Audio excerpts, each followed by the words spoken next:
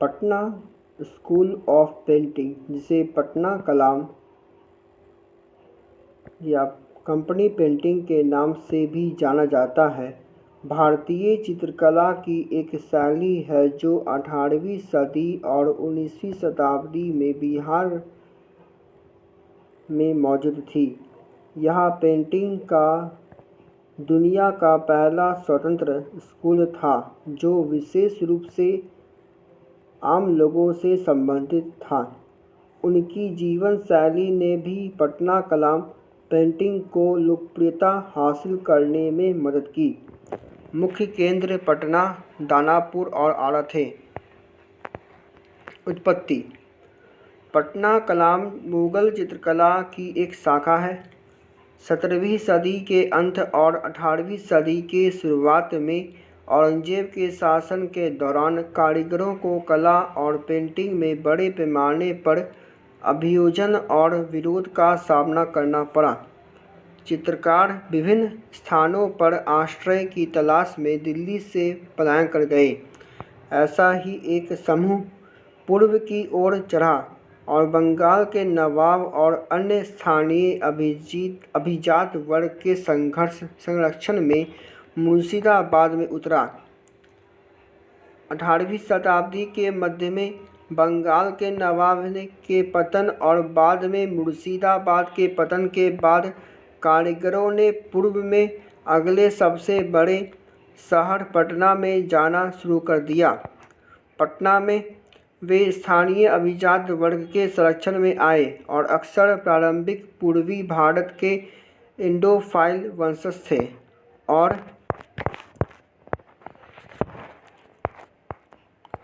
और पेंटिंग का एक अनूठा रूप शुरू किया जिसे कंपनी या पटना कलाम के रूप में जाना जाने लगा।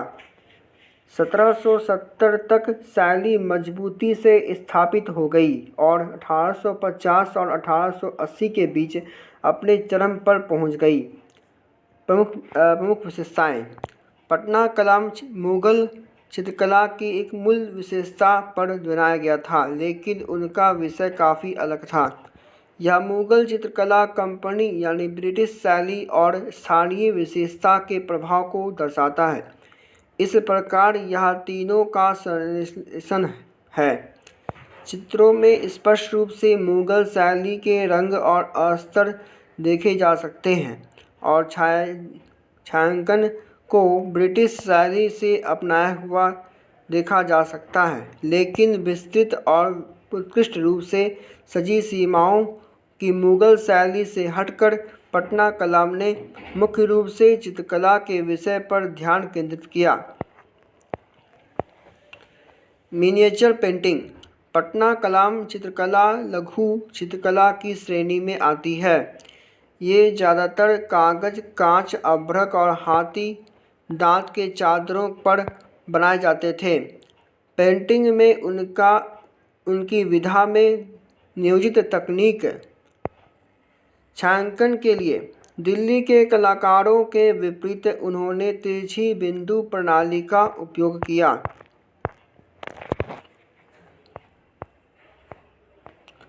पृष्ठभूमि के लिए हालांकि पृष्ठभूमि का शायद ही कभी उपयोग किया जाता है, उन्होंने ज़्यादातर कुछ ऐसी चीज़ों को नियोजित किया जैसे नदी के सामने एक दरवाज़ा, एक बगीचे का दृश्य, खंभे और पर्दे के साथ एक कमरे का विभाजन, अलंकृत ड्रेपरीज। चित्र की रूपरेखा को चित्रित करने के लिए चित्रकारों ने बिना पेंसिल से चिह्नित किए सीधे ब्रश से पेंटिंग की और पेंटिंग की इस तकनीक को कजली स्याही के नाम से जाना जाता है। विषय वस्तु: ज़्यादातर आम दैनिक जीवन से ऐसा करने वाला यह दुनिया का पहला स्वतंत्र स्कूल था। पत्थर काटने वाले नाई, मोची, पालकी ढोने वाले, फेरी वाले, माखन बेचने वाले, आसवनी, बेकड़ी, नौकरानी नौकरी, परिवहन के साधन आदि ऐसी चीज़ें उनकी काम में दिखाई देती है। पटना में पाए जाने वाले विभिन्न पक्षियों के चित्र भी उनकी विशेषताओं में से एक थे। बैकग्राउंड और लैंडस्केप का कम इस्तेमाल। बैकग्राउंड और लैंडस्केप का ज़्यादा इस्तेमाल नहीं हुआ है। लैंडस्केप और बैकग्राउंड का बनाना महंगा होता, इसलिए उन्हें टाला गया। वे अपनी पेंटिंग को कम खर्चीला बनाना चाहते थे।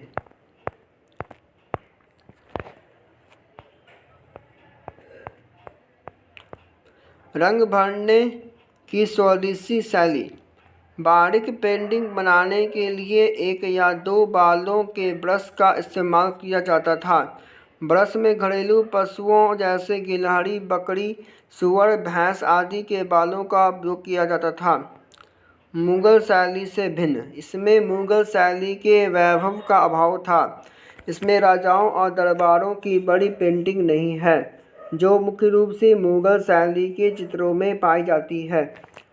मुख्य चित्रकार सबसे पहले दर्ज नाम थे सेवक राम 1770 से 1830 तक, हुलास लाल 1795 से 1880 तक, जय राम दास, झुमक लाल, फकीर चंद और टूनी लाल।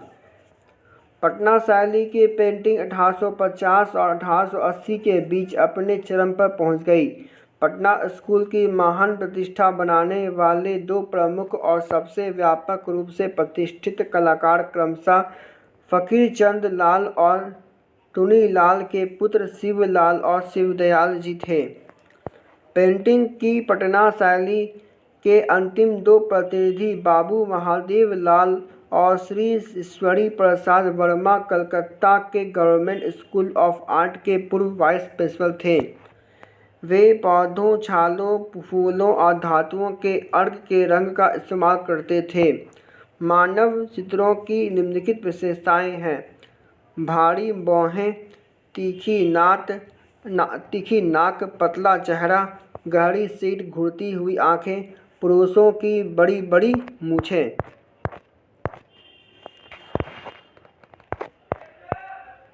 कुछ उदाहरण: टमटम, घोड़ा चलित गाड़ी, शिवलाल द्वारा। आंगन में खेली जा रही होली, पटना शैली में 1795 की पेंटिंग। भिश्ती, पानी बेचने वाला। गोलघर, 19वीं सदी की पेंटिंग। सपेरा, 19वीं सदी। और पटना शैली में दुर्गा पूजा 1809 जल रंग पेंटिंग।